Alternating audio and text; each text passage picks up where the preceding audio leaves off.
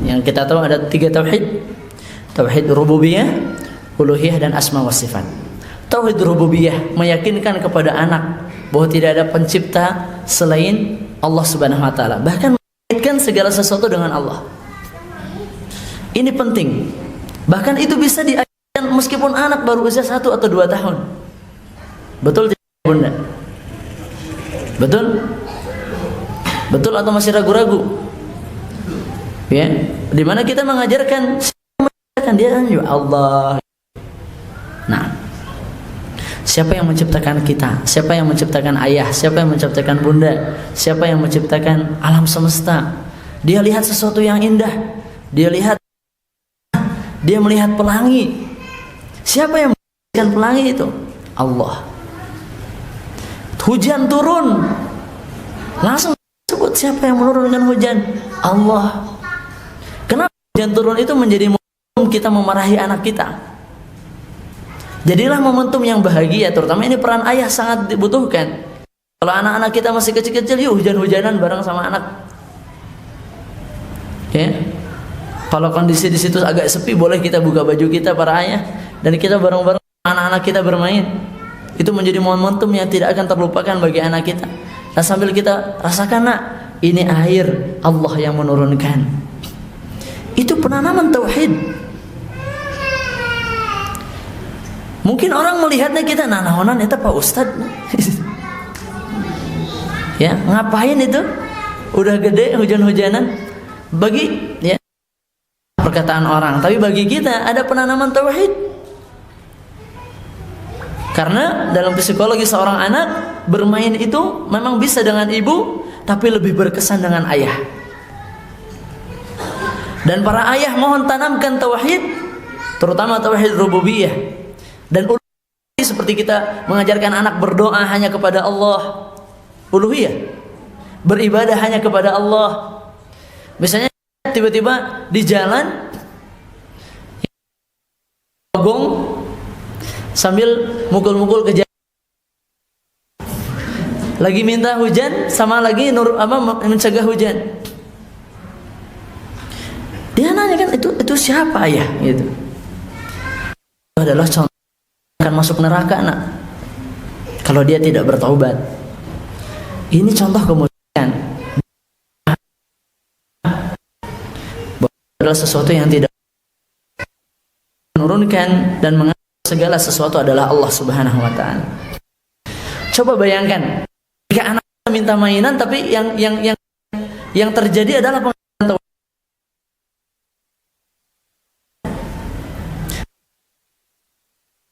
Itu kita juga, tapi ada nilai diajarkan.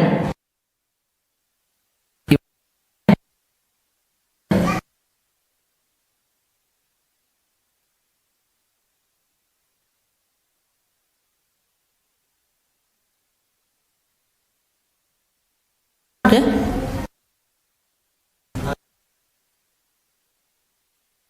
Jadi ada, tapi kita ceraikan anak bisa. Ayah, aku minta mainan. Saat kita sudah minta sama Allah,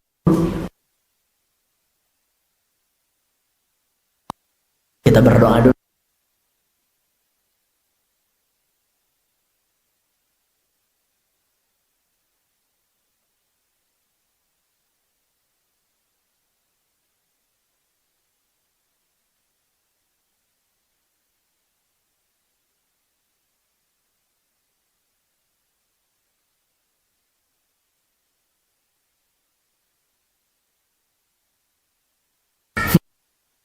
Salah jalan. Tutup pakai jaket salah ke dia nak puntennya.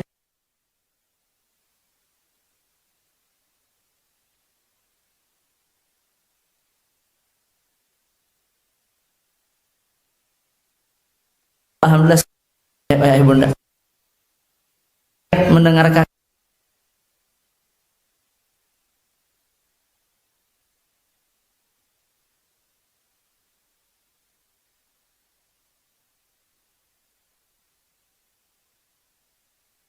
nanti segala sesuatu kepada Allah. Itulah penanaman tauhid.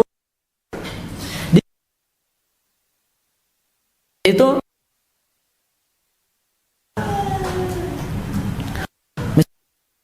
memang ibu. Nah, ibu tuh penyayang banget, sayang banget sama kamu ya. Tiap hari sarapan, tiap harinya untuk bekal kamu sekolah. Wah, bahkan ketika kamu masih kecil tuh nak, kamu disusui, kamu diurus, ditimang, ayah sibuk bekerja, tapi ibu dengan kamu terus. Iya ya, betul-betul ibu itu penyayang. Tapi ada yang lebih sayang kepada kamu daripada ibu kamu. Nah, siapa? Ayah? Bukan. Siapa? Allah. Allah itu Ar-Rahman Ar-Rahim. Masuk tuh tauhid asma wa sifat. Segala sifat yang baik yang dia lihat. Misalnya dia lihat pemimpin yang bijaksana, Allah Hakim, yang maha bijaksana. Dia melihat misalnya sama ayahnya ikut kan asma sifat Allah di situ. Allah yang maha mengetahui. Kamu ingin seperti ustadz itu, kamu ingin seperti ini dan ini, minta sama Allah. Wa fawqa kulli dhi ilmin alim. Di setiap orang, di atas orang yang berilmu ada Allah yang maha berilmu.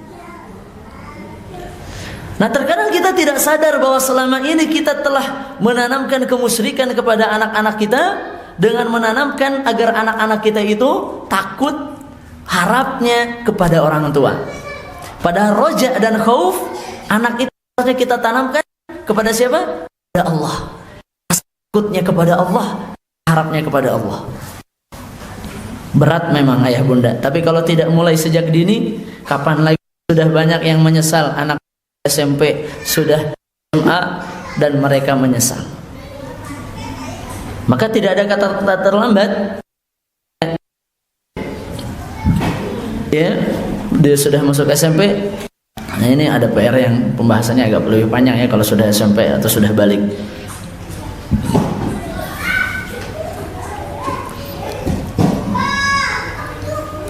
Sehingga kita ayah dan mengajarkan tadi Ar-Rahim lewat kasih sayang yang kita berikan kepada anak-anak kita. Ya, itu pun hal yang membuat anak akan mengingat mungkin keindahan surga yang senantiasa kita tanamkan. Nah, ini nanti berkaitan rukun iman dan Islam. Karena ada iman kepada hari akhir. Ya.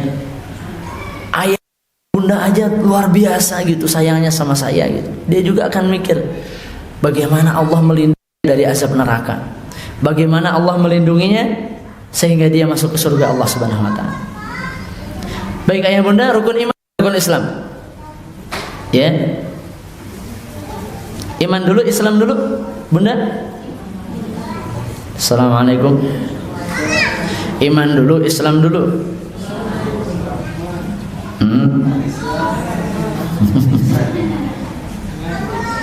Iman dulu, Islam dulu, jangan jawabnya ibak dulu. Islam dulu. Kenapa Islam dulu? Iman itu sesuatu yang butuh dialog.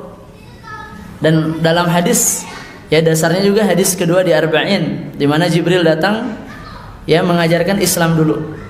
Baru iman, baru ihsan. Islam, iman, ihsan.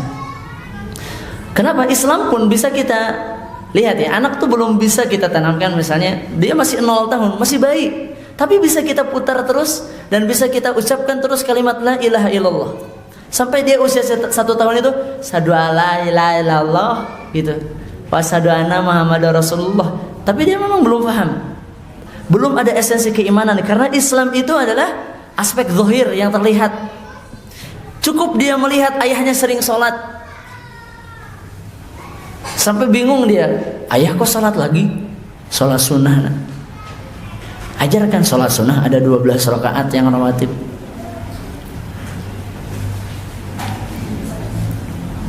Kata ayah 5 kali, sekarang 12 kali. Mana yang betul? 12 kali 12 rakaat maksudnya.